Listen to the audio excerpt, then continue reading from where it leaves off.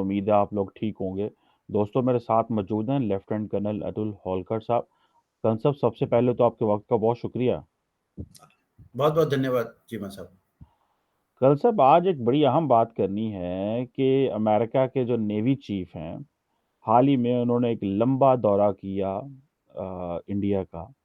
और उन्होंने कहा मैंने सबसे ज़्यादा जो एडमिरल माइक गिल्डे हैं, जो चीफ ऑफ नेवल ऑपरेशंस हैं, बेसिकली सारे उन्होंने बड़ा लंबा दौरा किया। और उन्होंने कहा कि इंडिया हमारा बड़ा क्रूशल पार्टनर है, मुस्तकबिल में बड़ा की रोल प्ले करेगा चाइना को काउंटर करने के लिए। और उन्होंने ये भी कहा कि जो इंडिया है वो चाइना के लिए टू फ्रंट प्रॉब्लम है। खान साहब, क्या इंडिया जो है वो एज ए रेंटियर स्टेट सामने आ रहा है? मतलब आप रेंट लेंगे और चाइना का मुकाबला करेंगे, ये क्या बेसिकली अमेरिका क्या कह रहा है, जरा हमें समझाएं। हमारे साथ तो जो हुआ वो हुआ, लेकिन आपसे पूछना चाह रहा हूं कि कल को चाइना के साथ जंग शुरू हो गई तो आप क्या करेंगे? क्योंकि वो तो कह रहे हैं कि हमारे जो चाइना के साथ मसला है उसको इंडिया ठीक करेगा। इंडिया चाइना के लिए प्रॉब्लम, हम चाइना को इंडिया को इक्विप करेंगे ताकि वो चाइना के लिए प्रॉब्लम हो। तो इसको इंडिया में कैसे देखा जाता है? जी जी चीमा साहब, बड़ा इंटरेस्टिंग टॉपिक है चीमा साहब। थोड़ा सा एक आपने जो एक कॉन्टेक्स्ट बनाया उसका कि क्या हम रेंट पे चाइना से लड़ेंगे, वो कहीं ना कहीं पाकिस्तान अफगान का जो इन्वॉल्वमेंट था उससे निकल के आती है कि रशियंस आए अफगानिस्तान में और अमेरिकन ने आपको कहा कि चलो इनको निपटते हैं। आपको वैसे अगर देखा जाए हिस्टोरिकली तो रशिया से ऐसा आपको कोई बहुत बड़ा परेशानी नहीं थी।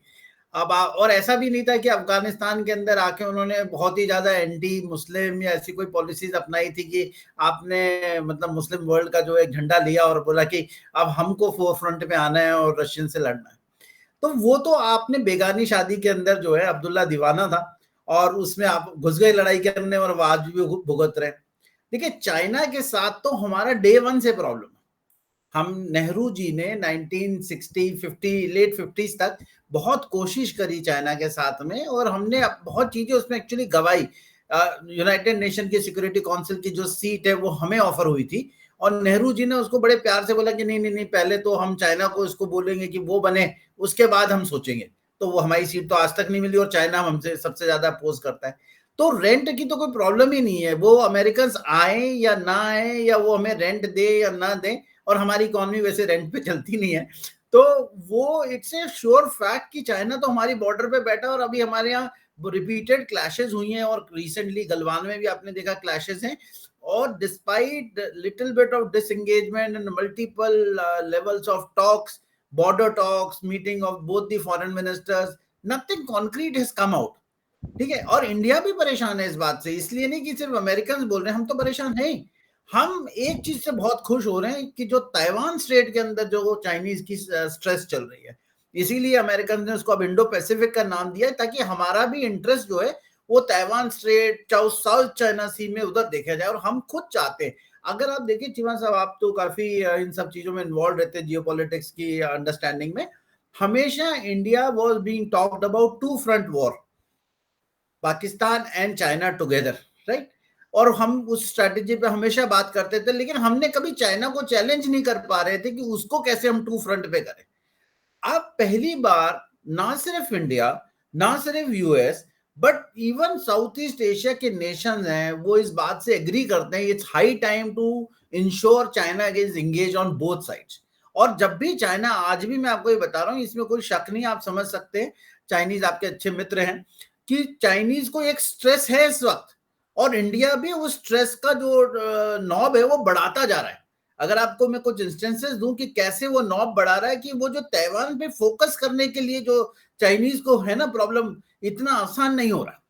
पहली चीज, अगर आप देखें तो अभी जो है हमारा एक युद्ध अभ्यास, मतलब अगर उसका मतलब आप समझे तो इट्स अ वॉर प्रैक्टिस और वॉर एक्सरसाइज, वो हम अक्टूबर के महीने में उत्तराखंड में कर रहे हैं चाइनीज बॉर्डर के ऊपर। तो वो यूनाइटेड स्टेट्स के साथ कर रहे हैं। हमने पिछले साल अलास्का में ये ट्रेनिंग करी थी, अब हम उत्तराखंड में कर रहे हैं, जो कि बिल्कुल एक ऐसी लोकेशन है जो कि चाइनीज को समझ नहीं आ रहा।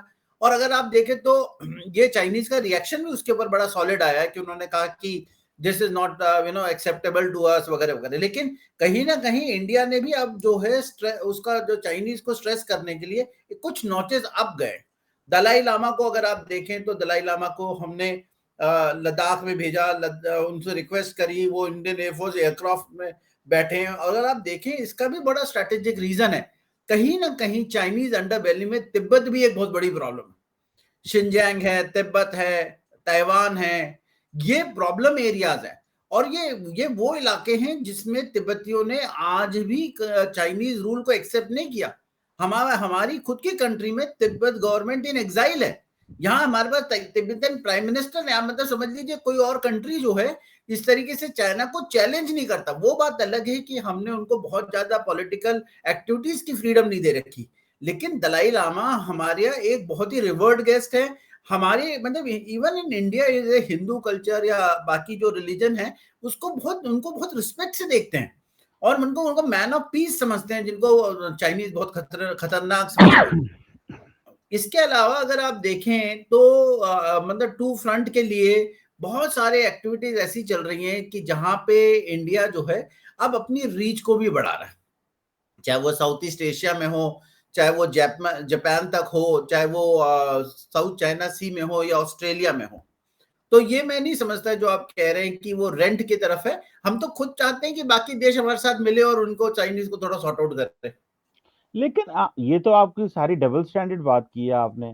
क्वाड को तो मिलिट्री का हिस्सा नहीं बनाते, क्वाड में मिलिट्री का कंपोनेंट लेके नहीं आते, वहां पे आप डरते हैं कि कहीं ये ना हो जाए कि हमारा जो इंडिया चाइना के सामने जो इंटरेक्शन जाए वो ये जाए कि हम अमेरिका का, ऑस्ट्रेलिया का, जापान के साथ मिलिटरली चाइना का मुकाबला कर रहे हैं। भाई क्वाड का मिलिट्री कंपोनेंट इंडिया ने इग्नोर कर दिया and that is why AUKUS बना। तो आप ये जो बातें कर रहे हैं, और ये इससे तो पता चलता है कि आप डबल माइंडेड हैं, कंफ्यूज्ड हैं। क्योंकि ये बहुत सारी बातें इंडियन स्ट्रेटेजिक कम्युनिटी से हमारे सामने आ रही हैं, वो कह रहे हैं नहीं नहीं हम कर लेंगे कर लेंगे। बट क्वेश्चन ये है कि आप जब ताइवान की बात आती है तो आप कहते हैं नहीं वो तो चाइनीज खुद, वो अमेरिकन खुद डील करें, हम अमेरिका के साथ इत्तेहादी नहीं, हाँ इधर ऊपर आएंगे तो हम उनके साथ हैं। तो इंडिया बेसिकली आप क्या समझते हैं, कंफ्यूज्ड है, उसके अंदर एक अंडरमाइन कर रहे थ्रेट को डेलिबरेटली, क्योंकि आप तकरीबन $100 बिलियन की इंपोर्ट कर रहे हैं, जो जो कि बहुत बड़े पैमाने पे चाइनीज मार्केट को चला रही है और आपकी अपनी मार्केट भी चल रही है। लेकिन चाइना जितने बड़े पैमाने पे बिजनेस कर रहा है, चाइना को तो $100 की परवाह नहीं होगी कि वो $100 उनको जो है वो अगर कम भी हो जाएगा, वो जितने बड़े पैमाने पे, और वो भी सालाना। ठीक है, तो मतलब that doesn't make any any any sense. इस पे आप क्या कहेंगे कि ये तो आपके डबल स्टैंडर्ड ना हुए कल साहब? नहीं देखिए, आप जो ना, मैं आपकी बात से पार्शली एग्री करूंगा। मैं इसलिए एग्री करूंगा चीमा साहब कि ये बात जायज थी आज से कुछ साल पहले। हम बहुत बिल्कुल कैटेगरिक थे अपनी माइंडसेट में कि हम यूएस कैंप में, रशियन कैंप में नहीं जाना चाहते हैं। हम चाइना को एज ए इंडिपेंडेंट पॉलिसी देखना चाहते हैं। हम, वो हमारा इमीडिएट नेबरहुड है, हमारी एक बहुत बड़ी सीमा है पाकिस्तान के चाइना के साथ में, और हम एक बहुत अच्छी तरीके से एक ट्रेड डेवलप कर रहे थे चाइना के साथ। उसके बाद अगर आप देखें तो चाइना के साथ हमारे एक्सचेंजेस अच्छे थे, हमारे ट्रेड बहुत अच्छा था, और हमारी बॉर्डर पीसफुल थी, और हमने उनके साथ में कंटिन्यूसली बातचीत चल रहे थे कि इसको इंप्रूव करें, टिल गलवान हैपेंड। हमने जितनी भी एक्सरसाइजेस करी, हमने तो इनिशियली अमेरिकन को भी कई बार बुलाया नहीं, कई बार अगर चाइनीज ने ऑब्जेक्ट किया तो हमने अवॉइड किया कुछ चीज को बोलना। लेकिन धीरे धीरे जो चाइनीज का जो रवैया था, उसने शायद प्रोबेबली इंडिया की कमजोरी को समझा।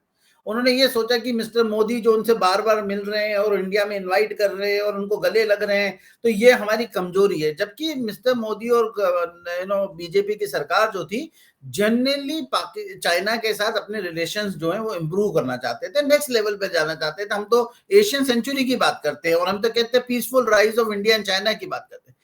लेकिन डिस्पाइट ऑल दीज, अगर आप चाइनीज को देखें, इनका रवैया खराब होता रहा।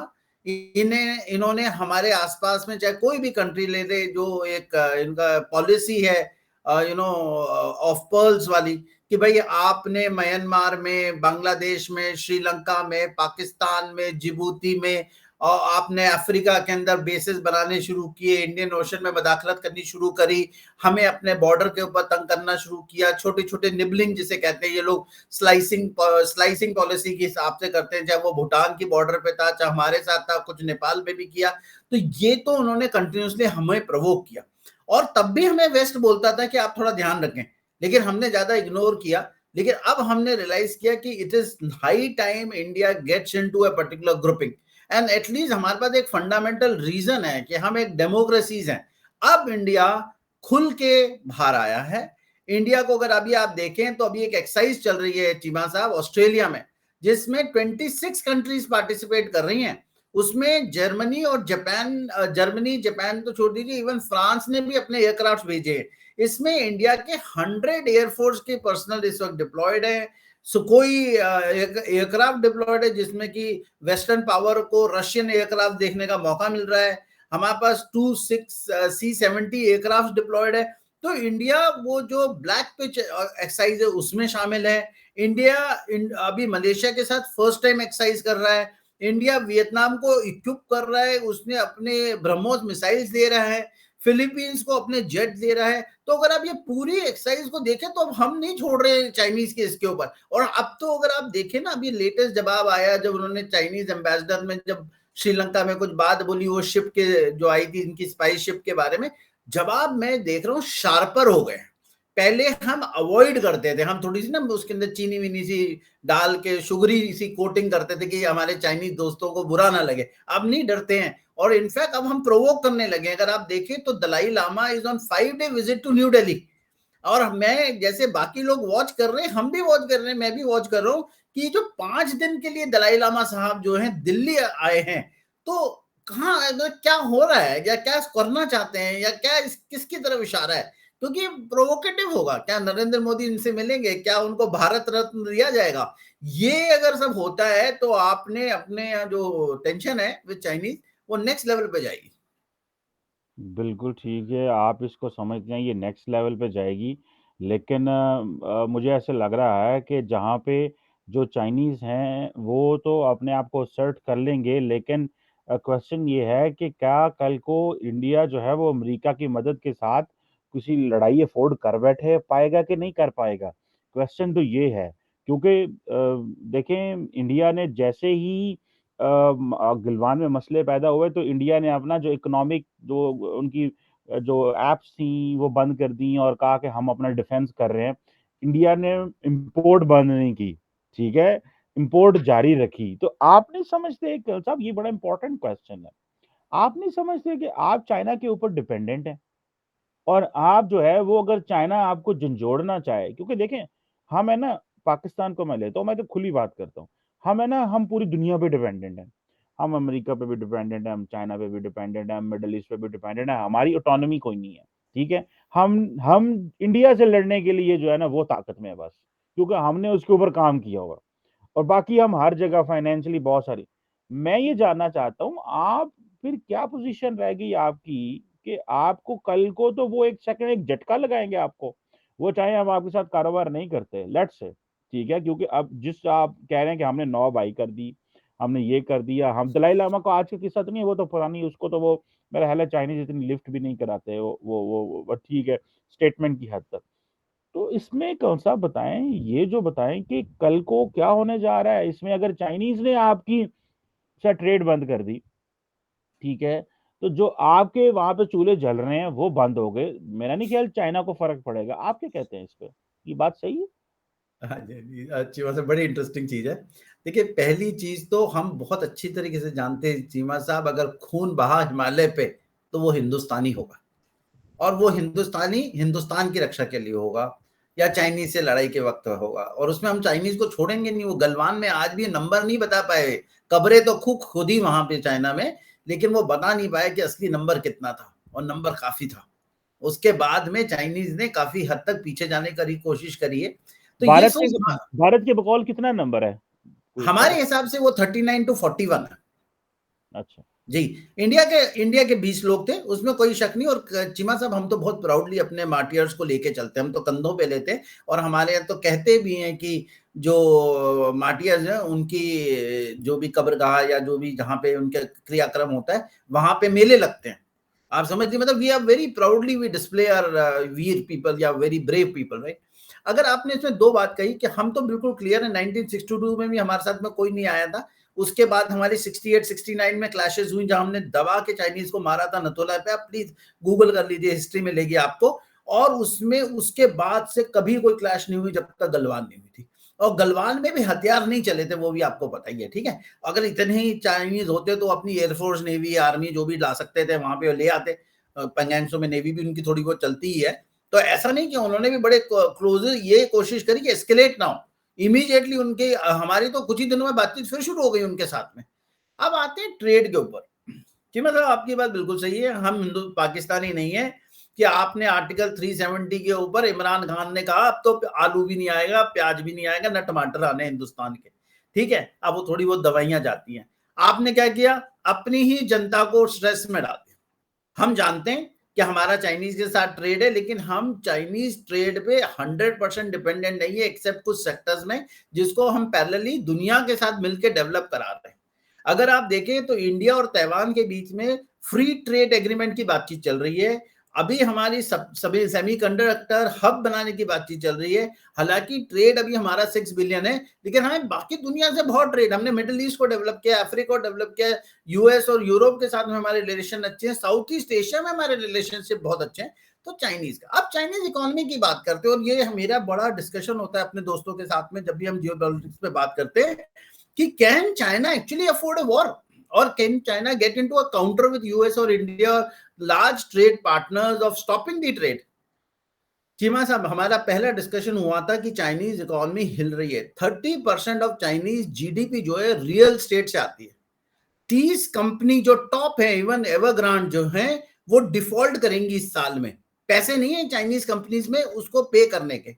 अगर आप उस पूरा साइकिल को, किसी दिन अपन उस पर बातचीत करेंगे, अगर पूरी रियल स्टेट की साइकिल को देखें, अगर कंपनियां डिफॉल्ट करती है तो चाइनीज बैंकिंग सिस्टम हिलेगा बुरी तरीके से। दूसरी बात, 50 साल में पहली बार चाइनीज ड्रॉट में जा रहा है। आपने अभी सुना ही होगा, शंघाई में और बीजिंग में नाइट लाइट्स बंद कर दी गई हैं, फैक्ट्रीज बंद होने लग गई हैं, लोग अपने बर्फों की सिल्लियां लगा के एसी की जगह काम कर रहे हैं। आप देखिए प्लीज, पूरे यूट्यूब पे है। तो चाइनीज इकोनॉमी बहुत ज्यादा तेजी से श्रिंक कर रही है। और can they afford to have, मतलब आप किसके लिए लड़ाई लड़ रहे हैं? आप हिमालय में ऐसी कौन सी आपने वहां पे शंघाई या बीजिंग बनाना है? तो अगर आप वहां पे लड़ाई करते हैं और उससे ट्रेड में इंडिया को कुछ सिखाई करने की बात करते हैं, सिखलाई देने की, तो आई एम श्योर नुकसान चाइनीज को ज्यादा होगा। लेकिन आप जैसा कहते हैं बिल्कुल, आप, हम तो डेमोक्रेसी है, हमें तो कोई भी डिसीजन अपने पब्लिक का ध्यान लेके करना पड़ेगा। पर मिस्टर जी जिनपिंग है जो, वो हो सकता है अगर वो अक्टूबर का इलेक्शन समझे कि बहुत ही डिफिकल्ट हो रहा है या वो हार जाए तो कुछ ना कुछ major escalation across the world होगा, लेकिन अब वो बड़े लेवल पे वॉर होगा। और इंडिया अकेला नहीं है अब इसके अंदर। ये इतना हम इस करंट गवर्नमेंट ने ये इंश्योर करा कि we develop our ties with all the neighbours around China. बिल्कुल ठीक है। मैं इसका मतलब ये है कि आपकी स्ट्रेटजी चाइना के साथ वही है जो हमारी इंडिया के साथ है। वो क्या, कि अगले की कमजोरियां देखो, अपनी मजबूती पर नहीं जाना। हमारा भी यही हिसाब है। हम कह रहे हैं इंडिया जनाब अंदर से ये कमजोर हो गया, इंडिया की डेमोक्रेसी खराब हो गई, इंडिया में हिंदू मेजोरिटेरियन आ गया, इंडिया में इतनी गुर्बत आ गई।